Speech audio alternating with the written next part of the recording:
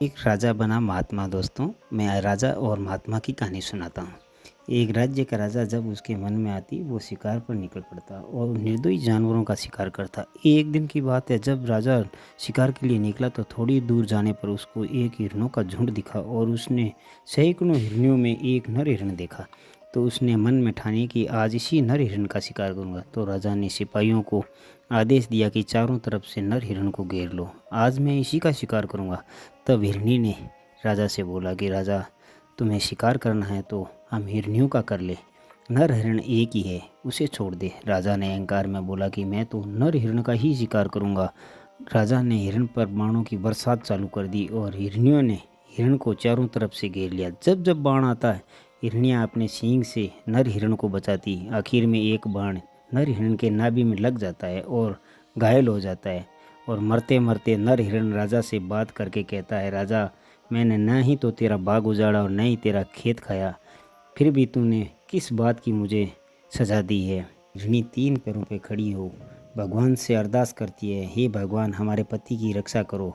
और थोड़ी देर में नर हिरण के प्राण निकल जाते हैं और राजा उसे घोड़े की पीठ पर डालकर चल देता है। थोड़ी दूर जाने पर राजा को एक साधु सामने आता हुआ दिखाई देता है और राजा घोड़े से नीचे उतरकर साधु महाराज को प्रणाम करते हैं। साधु महाराज ने धिक्कारते हुए कहा कि तुम पापी दुष्ट हो, मेरी नज़र से दूर हो जाओ, वरना मैं तुम्हें श्राप दे दूंगा। तब राजा को गुस्सा आ जाता है और साधु महाराज से बोला, या तो इस हिरण को जिंदा कर, नहीं तो मैं तुम्हें एक ही बाण से मार डालूंगा। महाराज ने अपने कमंडल से जल निकाला और हिरण पर फेंका और हिरण जिंदा हो गया और वन में चला गया। और राजा ने उसी समय साधु महाराज के पांव पकड़ लिया और क्षमा मांगने लगा और साधु से बोला कि महाराज, मैं आपका शिष्य बनना चाहता हूँ और मुझे आपकी शरण में ले लो। साधु महाराज ने मना करते हुए कहा, राजन, तुम अपने महल जाओ और अपनी प्रजा की रक्षा करो। तब राजा ने राजमहल जाने से मना कर दिया और साधु बनने की बात कही।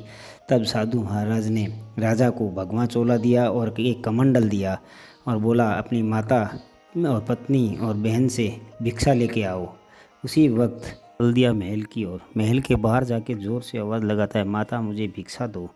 तो माता और पत्नी दोनों बाहर आती है, देखती है कि राजा ने ये जोगी वेश बना रखा है।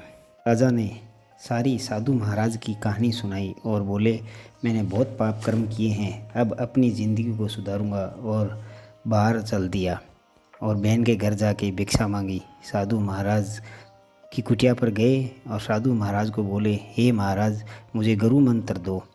और साधु महाराज उनको गुरु मंत्र देके अंतर ध्यान हो गए। और राजा के समझ में आता है कि हिरनी ने तीन पैरों पे खड़े होकर भगवान को बुलाया था, यह साधु वो ही भगवान है। तब सच्चे मन से ध्यान करने पर भगवान आते हैं और राजा हमेशा के लिए साधु बनकर वन में चला जाता है।